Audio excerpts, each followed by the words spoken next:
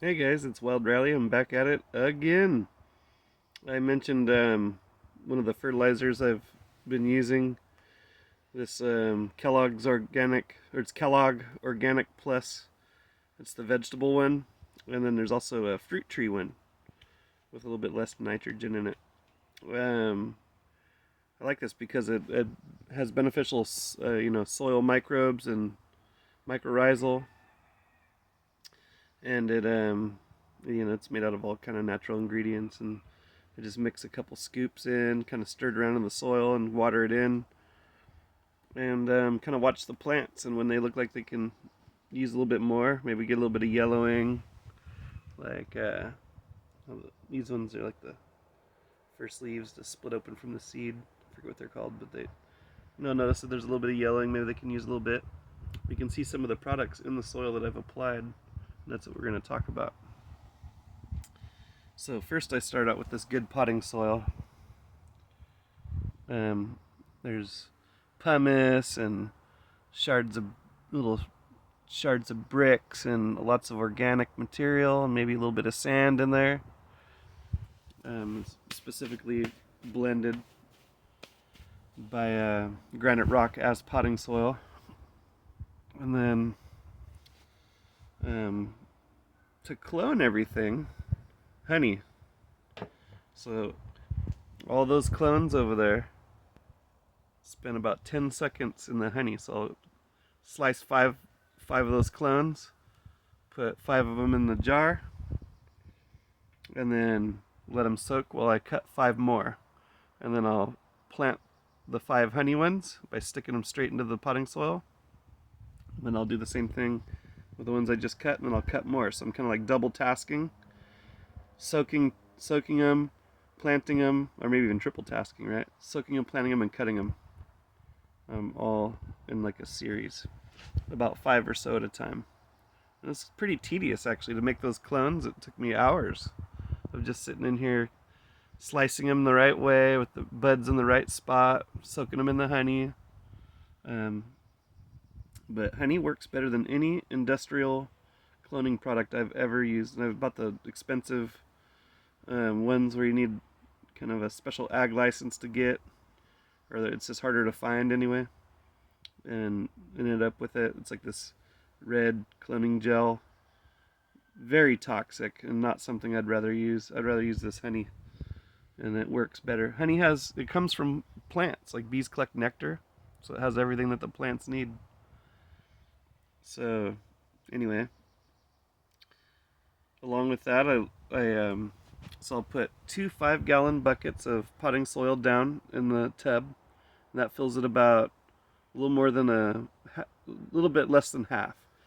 So it's 2 buckets down, and then I'll put in this professional kind of granular polymer.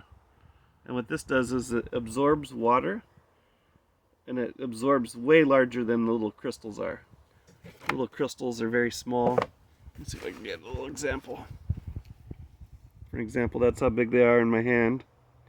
And they swell up to the size of like a pea gravel. And they swell up with water, and then they slowly give the water off as the soil dries out. So what I do is I'll sprinkle some of that on top of the potting soil and then blend it in with my hands. And then I'll add another 5-gallon bucket or two, maybe a 5-gallon bucket and a half of more potting soil, mix it in, and then I top it off with non polymerized soil. So that way it doesn't, there's on the top 2-3 inches, there's none of this polymer crystal. But what that does is it dramatically cuts down on water consumption and continuously feeds the plants water. And the results are like awesome. You can see how well some of these are grown. They're just rocking. The good fertilizer. I mean, they're just swelling neon green, reaching. And those tomatoes go down almost to the bottom of the container. And I'll get to that in another video, how I plant tomatoes.